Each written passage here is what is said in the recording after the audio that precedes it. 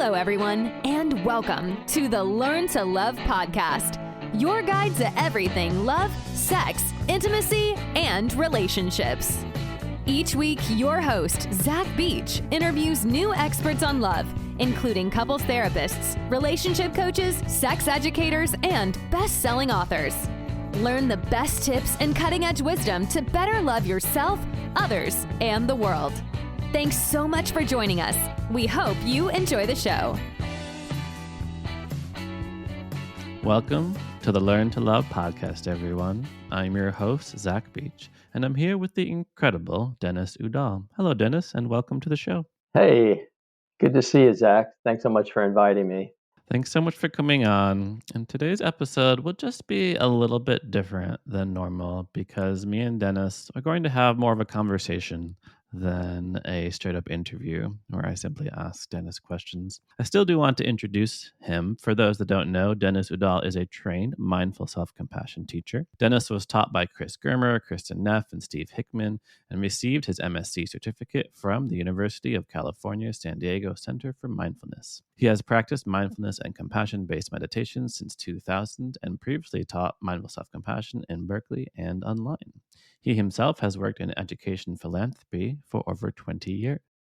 And we'll have a conversation during this episode because Denis and I will be leading an 8-week in-person mindful self-compassion course in Berkeley starting April 12th. And we're super excited about it. And if you know anyone that's in the Bay Area that has some time around 8 Wednesdays starting April 12th, definitely have them check out this training. So Denis, mindful self-compassion, what's this all about? Well, why don't I start a little bit with what kind of drew me to this practice, my own journey. Sure. So listeners can kind of get a sense of who I am and how I've approached this. So it all started some years ago. Gosh, it might have been 10 years ago. I was on a 10-day loving kindness and compassion retreat at Spirit Rock where you say these phrases, kind of loving kindness phrases. And who was teaching that? Oh, gosh, let's see. I've done two. So one was with Guy Armstrong and his wife, Sally Armstrong, and Temple Smith. Okay. So what you do is you say these phrases, and we actually teach this activity during the MSc course, and you say them all day long, hundreds, if not thousands of times during a 10-day retreat. And you kind of start by extending goodwill toward yourself, and then each day you add another category. Like after yourself, you'd add like a good friend, a benefactor on a different day, a so-called difficult person, challenging person on a different day. And then eventually you end up with all beings, animals and humans, et cetera. And you say these phrases for the person or the group kind of all day long. But what happened is I became really fascinated that I had probably, with this realization that I'd probably never spent more than like 10 minutes in my entire life wishing myself well. I've been meditating a long time, and that's something, this is something that I realized I really had spent incredibly little time doing. So I became really curious about why it was hard for me to be, it wasn't really hard for me to be compassionate toward others, but somehow I didn't really know how to have a compassionate relationship with myself. And so I spent the entire 10 days at that very first step, just extending loving kindness to myself. And, basically it kind of opened up this whole new world that helped me look at all the reasons, and there are many, that it's hard for me to be kind to myself, including all the messages, that I've been telling myself since early childhood that it, in a sense, sort of maybe undercut my sense of value and confidence, et cetera. And it was really the magic of self-compassion that really helped me to see, to understand, and helped me to start on that journey to heal. Yeah, I totally resonate with that because it's interesting how the meditation practices that by and large started in the East, how they came to the West and evolved. Coming from the yoga world, I see how yoga has turned into an extraordinary business with all different brands and franchises, and it's become much more of an emphasis on the physical. We don't need to get into that, but it's interesting how metta, the practice of loving kindness, has changed a little bit too, because I feel like when the practice started out, the idea is that you're extending your love to progressively more challenging people. You start with yourself, then a loved one, then a friend, then an acquaintance, then somebody who kind of gets on your nerves a little bit, and then an enemy, right? And I think the basic idea was that, yeah, you start with yourself because it's easy. And then when this practice came to the West, people were like, actually, extending it to myself is the hardest. That's the hard. Mm-hmm. Yeah. That's the most challenging person. It's easy for me to cultivate a benevolence and loving kindness for others, but it's actually that first step that is the most challenging. Absolutely. I do think that that's something of a Western phenomenon. When you talk to people, when you visit some of these countries where there are Buddhist monks that have been doing this kind of practice for a long time, the loving kindness, the metta, they don't have the same kind of sense of doubt, and it's just not part of the culture. The lack of self-esteem, et cetera, that seems to be so prevalent in our society today. So it's a little bit of an anathema to them when people tell them that actually this is the biggest mountain to climb often. So you've taught a few MSc trainings before, and I am curious, when a lot of people come for their first day, for example, how hard are they on themselves already? It is a bit of a realization, and we actually do an activity on the first day often where we ask people about to reflect on their how they regard the suffering of others, particularly someone who's close to them, who comes to them for support or for advice, and they're suffering somewhat. And it's unequivocally, people have this natural reaction to listen empathetically, to connect with the person, and all this comes from them. When we ask them these questions. So the empathetic response or the compassionate response is right there with someone else, with a loved one. But then when they reflect on themselves, they see that it's a entirely different matter altogether. So it's a realization, I think, that happens fairly early, and I think because of that, it really spurs a lot of motivation and interest in the practice and doing the activities of the course and deepening their understanding of self-compassion. Yeah, I resonate with that a lot. That's been a theme of mine lately, along the lines of, in order to get anything that we want in life, we do have to identify the obstacles in the way. And a lot of times that's hard, especially if it's our own conditioning, mental patterns, reactions to things. And you can call meditation whatever you want. But sometimes I think of it as bhavana, which means mental cultivation and cultivating positive qualities of mental capacities that we want to experience more of in our life. But for me, a lot of it is simply turning within and seeing what you find. Mm-hmm. Yeah. And a lot of people are very surprised at what they find when they look within, in that it's not positive, it's not sunshine and rainbows. There's that joke from the comedian Lily Tomlin where she says, "My mind is like a bad neighborhood. I try not to go there at night." I love that. Yeah, yeah. No, it is. It is something that is interesting. It is something we don't have a lot of practice at, right? Because we're so involved in the exigencies of the external world. Everything coming at us, all our responsibilities, the people that we care for, our work, etc. We're so oriented at the outside world. It's paradoxical with mindful self-compassion because we're actually sort of turning. We're taking that turn, the same attention you might pay to other people and us, and we're turning inward. And we're looking at ourselves, and we're taking in not just our thoughts and feelings, we're taking in ourselves, our humanity, who we are. And it's that we turn our self-compassionate gaze toward. And that's a little paradoxical, I think, and takes some getting used to. Of course, we're used to therapy. We're used to sort of thinking about our problems and our thoughts and things of those. But to turn and regard ourselves for who we are in all of our mess, that's something that's not folks aren't often accustomed to doing. Absolutely. I think about my life right now as being very contemplative. I think about every day being able to meditate and look within, and how lacking that was in all the education that I took in order to, say, earn a living in this world, but also everything from elementary school to high school. No one ever told me to close my eyes and look within. No one ever told me to make that U-turn to discover the mysteries of our own psyche. Yeah, absolutely. Just last night, I took this online session with Adyashanti. I don't know if you know him. He's kind of a popular spiritual teacher in the Advaita Vedanta world. He just had this phrase, and I just keep returning to it, that spirituality is the art of listening, or the practice of listening. Right. And I think about all the different ways we can interpret that, right? Even listening to another person with an open heart can be our spiritual practice. Going out on a walk in the woods and listening to the birds can be our spiritual practice. And meditation is that intentional looking within and also listening to see what's there, right? Maybe you're listening to your inner critic and saying, oh, okay, I see.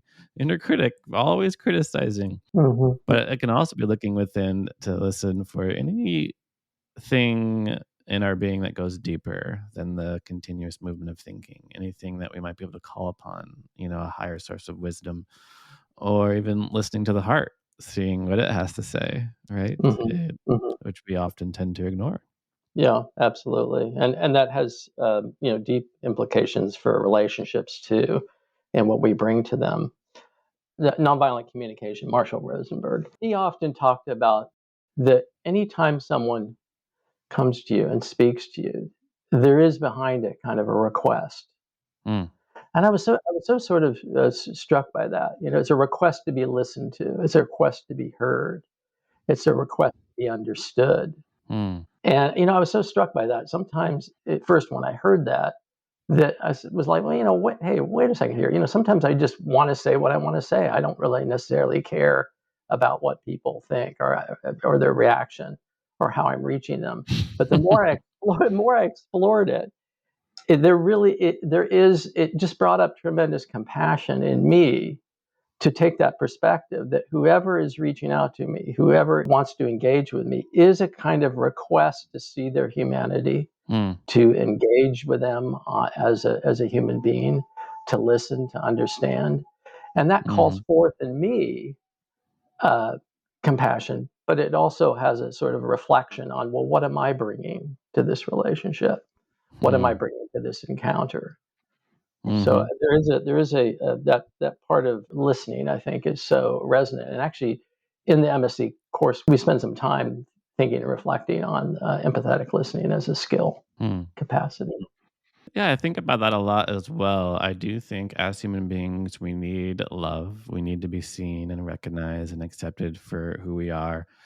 And I often look at all the things that we do that are unconsciously or implicitly a search for love or desire for love or recognition or to be seen by somebody else. I think social media is a really wonderful example. I think it's easy maybe to see somebody's like status and be like, oh, this is a silly thing to post, or why are you, posting this picture of your food or something like that. But every post, everything that we say, that we put out there into the world, is so somebody says, hey, I see you, I recognize you, you exist, you matter.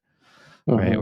We're looking for that human connection. That's why we post online, so that somebody can see us. And I see that same kind of reaching out that you mentioned, that Marshall Rosenberg talked about, that when we do express ourselves to another, it's because we want to be seen, we want to be recognized, we want to establish some connection with other people.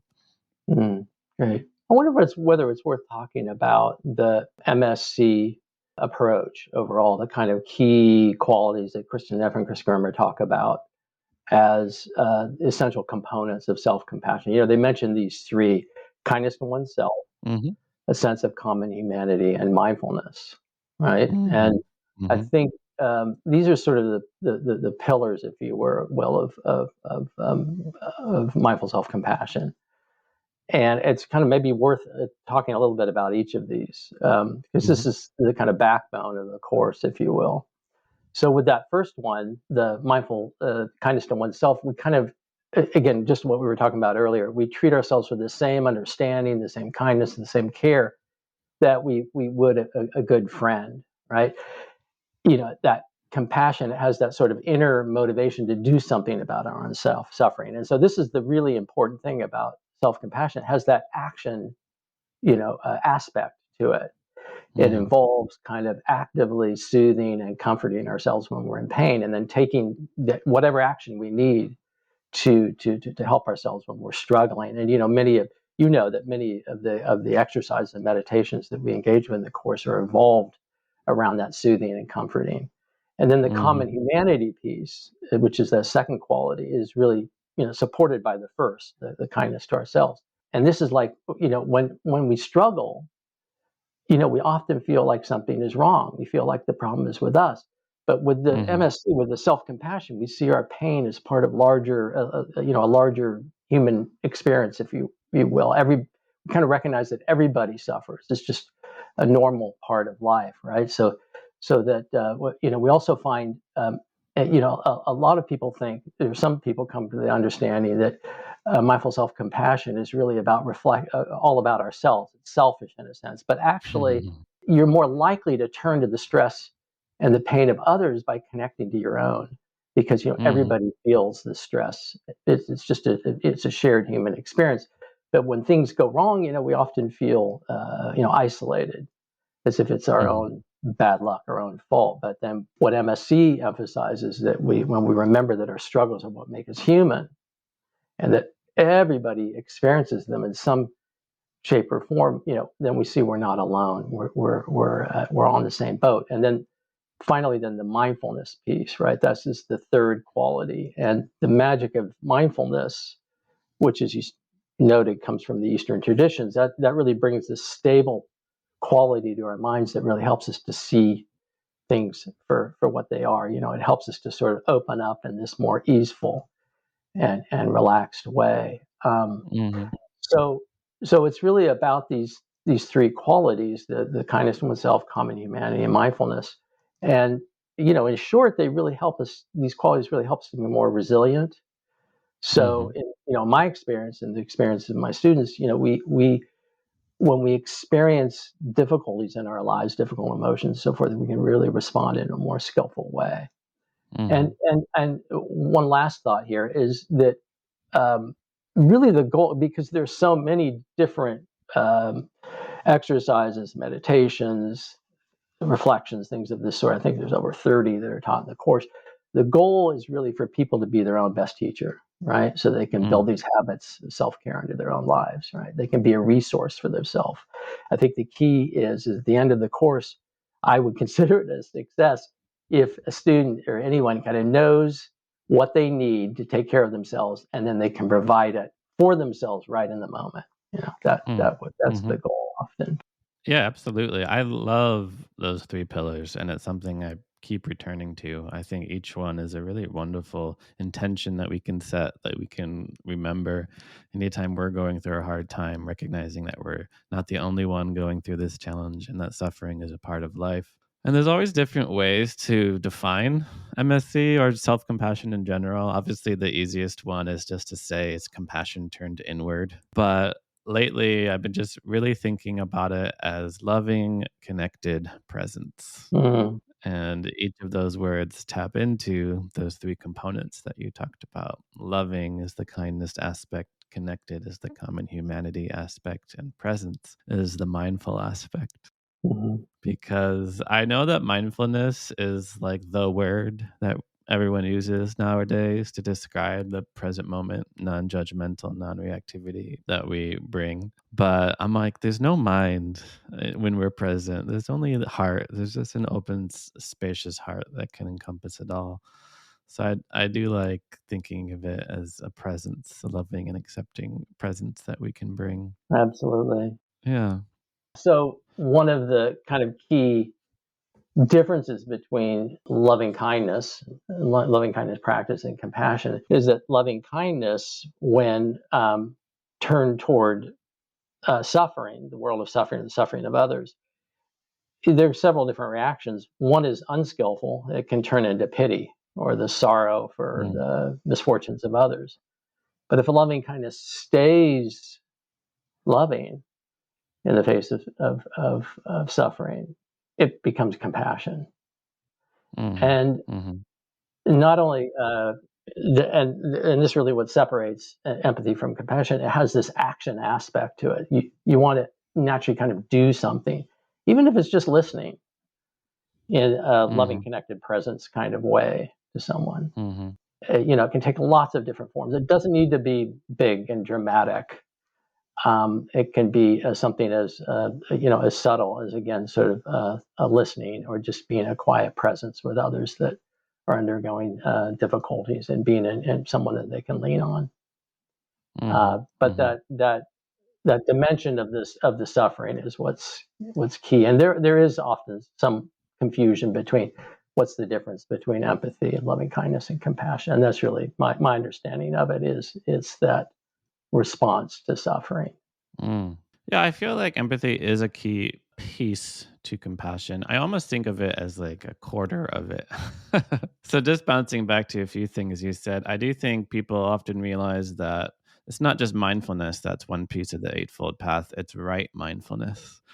That it's not just means, but it's skillful means, right? We have the term is upaya, meaning skillful means. So it's not just helping somebody, because a lot of times we try to help somebody, but we don't help them in a way that they themselves want to be helped. So I do think of compassion as having 4 components, one of which is just cognitive awareness, the recognition that someone is suffering. So I might tell you I had a really hard day or something, and then now I had a hard day. But then empathy is that emotional component. So we got the mental, the emotional, the empathetic response. And then what prevents that like empathy burnout little piece is the intention and the motivation to act, as you mentioned. We can set an intention to be of service and to help, and then we can actually act on that, which I feel like is such a key step. And it's that mindfulness piece that allows a much more spacious awareness, I think, to empathy, that really helps to prevent empathy burnout that you see so commonly in health professionals and medical health professionals. Yeah, absolutely. And with respect to the action that comes from the compassionate connection, sometimes we do miss the mark, and that's fine. But my experience that is, if you do make the effort, and it does come from a sense of awareness in the needs of others, and you're open to modifying your action, they really appreciate that you're making the effort. As long as it's, of course, conveyed that, hey, if this is missing the mark for you, let me know. So I think it's better off to sort of try, rather than to be fearful that we're acting in a way that might be unskillful. People really deeply appreciate making the effort.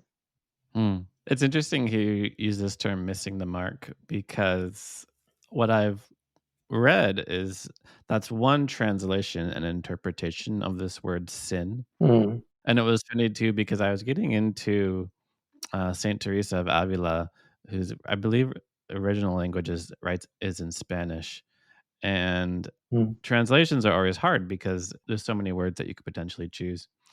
And then one reviewer was complaining that the translator translated sin as missing the mark.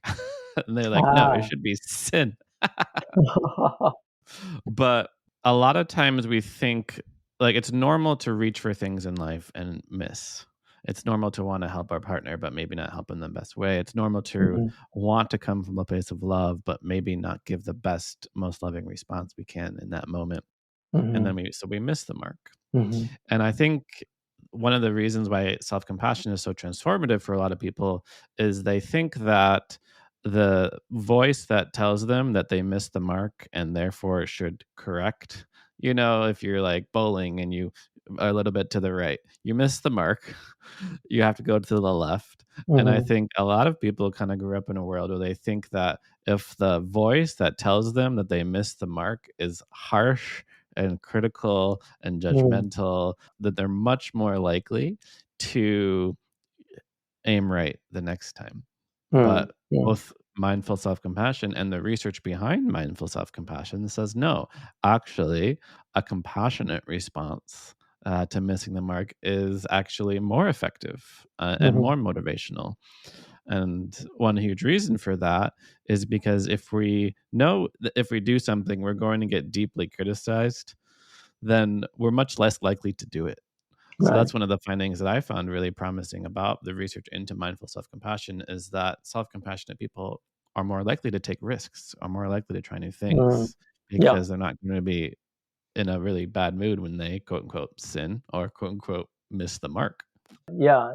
Psychologists talk about empathetic resonance, right? When we're trying to connect with others, that's what's prevalent for us. So as long as that action comes from that place of resonance and we know what that feels like inside, I don't think there's much risk in doing too much harm if, again, we're kind of off the mark. I mean, the topic of emotional resonance is so interesting. I mean, this is what makes MST so interesting. You know, it's both a combination of sort of Eastern traditions and Western psychology, and this is one term I think that has a lot of meaning for MSC. You know, that it's one thing when we resonate with the positive emotions of others, but when we resonate with the negative emotions, obviously it can be kind of a source of suffering. And so the empathetic resonance, it's kind of a good news, bad news story. It's bad news because it's despite our best intentions, right? It's hard for us to hide how we really feel, because empathy is often almost at a pre-verbal level, right? But the flip side is we can take more responsibility for the emotions of others, you know, because the emotional state that we cultivate has a direct impact on them. We can see that, right? You know, and in practice, this means that when there's kind of a downward spiral with someone, like, you know, for example, our partner, you know, that looks at us and says, "Hey, you know, you look kind of pissed off. Why are you pissed off?" And then we get defensive and we say, "Hey, I'm not pissed off. What are you talking about? Why are you saying that?" They say something back, and we follow with some kind of cutting rejoinder. And then before we know it, each person is sort of amplifying the other person's emotions. But the really good news about that is that we can kind of break that downward spiral by starting to form an upward spiral of cultivating the self-compassion. So, for example, I mean, this is something that really works for me that I try in my own life, is that, you know, I catch myself in that kind of downward spiral. You know, say I'm kind of grumpy and my partner's grumpy, and I notice what's going on. And then I can give myself self-compassion on the spot, like we teach during the course, the self-compassion break. You know, put my hand over my heart or somewhere else in this sort of expression of self-kindness. And I say the phrases that are linked to the three aspects of self-compassion that we just mentioned. Yeah, this is a moment of suffering. Suffering is a part of any relationship. And then I think, what do I need in that moment? You know, may I give myself the compassion I need, or I can try, you know, the giving and receiving meditation that we teach, breathing in for yourself and out for the other. So all of that really, for me, kind of creates a more kind of spacious mind, and I'm more likely to be a little bit kinder. And then when that happens, the other person, whoever I'm engaged in, can resonate with me. It's that's not to say necessarily I'm doing all that right in the moment of speaking with them, although some of these you can kind of do on the fly. But this is what really helps me to kind of formulate a compassionate action with someone in the moment when I'm part of the picture and I'm, you know, creating some of that suffering myself in relationship with others. That's so funny because the common mantra is suffering is a part of life. But when you're in a relationship, you can just switch it to suffering is a natural part of any relationship, conflict is a natural part of any relationship, and tap into that common humanity of all the other relationships in the world that also go through their own conflict. Yeah. It's actually can be quite a beautiful thing to just walk down the street and whatever you're experiencing, knowing there are people out there that are experiencing exactly the same thing you are, particularly with respect to any kind of pain or difficulties or difficult emotions, etc. It invokes in me a kind of deep connection with others. Of course, I don't necessarily know what they're thinking, but I can be pretty rest assured that these emotions are universal, and there are lots of people around me that do experience them. Well, that's one piece I wanted to get into because you did mention the myths of self-compassion, and that's one of the biggest ones, that self-compassion is selfish. But it does help us in our other relationships for a number of reasons. One of which that you mentioned is that the better and more able we are in touch with our own emotions, with our own emotional world, the better we are able to connect with others and empathize with others who are going through the same thing. Yeah. And in another way, we want to empathize with our partner, and our partner wants to be empathized with. And that's easy when life is good. But when our partner is having an issue, that we often shy away from it. We often want to fix it. We often want to change the person. Oh, you're feeling bad. Let's go do this thing that'll make you feel better immediately. Yeah. But it is cultivating a capacity to be with suffering in ourselves, and that in turn allows us to be with the suffering of others in a way that doesn't try to fix or change or improve them. And that's what we all want, is someone just to be with us without wanting to change us in any way. Absolutely. I think this is where the empathetic listening is so crucial and valuable. Is the person on the other end, they're often not looking for an answer. They're not looking for a solution. Mm-hmm. What's really extraordinarily helpful to them is that loving, connected presence. That's often just enough to kind of to begin a process of reflection and healing, to kind of pull back a little bit and get a little bit of space on whatever they're experiencing, knowing that there's someone there who's by their side, so to speak, and witnessing what they're going through, what they're experiencing. I've seen this in myself. I'm kind of a fix-it guy. I'm a problem solver. If someone comes to me with an emotional problem, I immediately want to fix it, and that can ring hollow. And I've learned to try to be more mindful when I fall into that approach. But in terms of some of these misunderstandings of self-compassion, in the course, we actually like to address these straight on, because people come to the course, they have a sense of it's the right thing to do in their lives. They somehow feel it just speaks to them. But there are these doubts, there are these questions and insecurities that tend to creep in from the edges, and sometimes that they bring with them. So it can be important to get them out on the table. Kristin, Neff, as I mentioned earlier, calls these the 5 myths of self-compassion. And you're right. One of them is that it's selfish. There's a self-centered, you're more concerned with ourselves than with others. But the fact of the matter is, by including ourselves in this circle of compassion I talked about earlier, our sense of isolation is lessened. And the research shows that self-compassionate people, they tend to be more caring, actually, and more supportive in their relationships. They're less jealous. They're more likely to compromise when there's conflict, and they're more compassionate toward other people. And the other thing that is, quite common that you hear is this kind of a sort of, people often say isn't self-compassion a form of self-pity? We're just absorbed in our own problems. We're gazing our own belly button. But, in fact, as we noted, self-compassion is really about recognizing that everybody suffers. But with the mindfulness, right, we don't exaggerate the suffering. It's not this kind of woe is me attitude toward pain and toward stress. And there again, the research shows that self-compassionate people, they're more likely to engage in the perspective taking of other people, kind of step back rather than focusing on their own distress, because they have the space to do that. And they're also less likely to just sit around and ruminate on how bad things are. So often these what these so-called myths of self-compassion have revealed is, it's actually, what's true is the flip side of it. It's a tremendous asset to develop in ourselves, as opposed to there being perceived downsides to self-compassion. I frankly can't really think of any, but there are some of these. The other one is, self-compassion is weak. Makes us vulnerable, too open to attack. One of these myths that self-compassion is a form of making excuses for ourselves, and or that it undermines our motivation. Kind of takes the fire out of our belly. And what we see in each of these instances is that actually, in fact, in many ways, self-compassion does the reverse, and the research seems to back this up. So. Yeah, it's so interesting. I was just reading a book, and it was it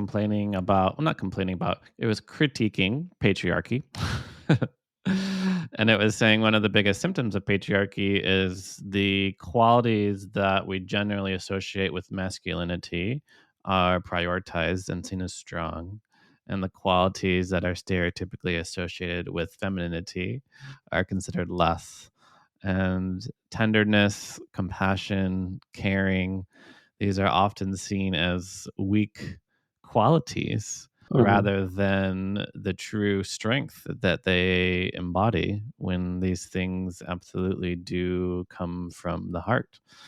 And even in something like self compassion, there does tend to be a majority women in these courses. And even in the self help world in general, there's a majority of women in the course, which is also kind of a symptom of patriarchy because they're the ones like in charge of the like emotional worlds of the family and other things. But of course, the basic problem is that we all suffer under patriarchy is that we have men not being in touch with their feelings, not able to communicate, not able to be compassionate, tell their children that they love them, and also not going to things like mindful self-compassion or compassion or anything because it is perceived as weak, which is one of the biggest no-nos in today's society is men are, Especially if you're male. yes, exactly. Men are told at a very young age to never show any sort of weakness. Yeah. Yeah, no, I couldn't agree more with you, and it is true that with MSC there are in my classes anyway, and I've taught with my female partner. It is a majority of women, although there are men too, and it's been tremendous to have them there. And I hope in some way that we can begin to spread the gospel. You and I, Zach, can recruit more men to this. And I think that the weakness is a big issue, of course, with men, the vulnerability. But in fact, self-compassion in ways that's kind of hard to articulate. There's a strength that comes with being more resilient with self-compassion when you're faced with more difficulties. And self-compassion really has that capacity. Many of us, the men, we get kind of brittle around these feelings that we have kind of one reaction to things that we don't like. And the self-compassionate response to difficulties just provides more space, more elasticity, more resiliency, which in turn is a kind of strength. We can not sort of fall into the same habitual responses to things, difficult emotions that confront us. So I think often women really get this, and increasingly I think men do, particularly men that kind of seek this kind of work out. So as we're winding down, Dennis, is there anything else you think people should know about the 8-week mindful self-compassion course? Yeah. Well, I'd say a little bit about the structure of the course. It's it's 8 weeks, once per week for 2 or 3 hours. It's generally a small group, say 10 to 20 people. And we're not making this up on our own, Zach, right? It's a really rich experiential curriculum based in science and developed by the two co-founders of MSC, both of which we've had lots of contact with. And each session of the 8-week course, it looks a little bit different, but there's similar components to it. There's a lot of whole group and small group work. There's optional homework and life practice between sessions where people kind of go out into and they take these MSC practices and they use them in their as they go about their day-to-day life. And there are different kind of themes for each class. In the first couple of weeks, we start with the basics, like what is MSC, how to practice it, and then as the course progresses, we do things like we talk about practicing mindful self-compassion in daily life. We have a whole session on discovering your compassionate voice by working with the phrases, the loving kindness phrases that I mentioned earlier. We talk about strategies for working with difficult emotions, and we mentioned earlier compassionate listening. There's a whole session on that. And so there are over 30 meditations, informal practices, exercises. And again, the thing I would emphasize here is throughout, the job of the participants really is to see what works for them. What inspires you? What shifts something in you in a good way?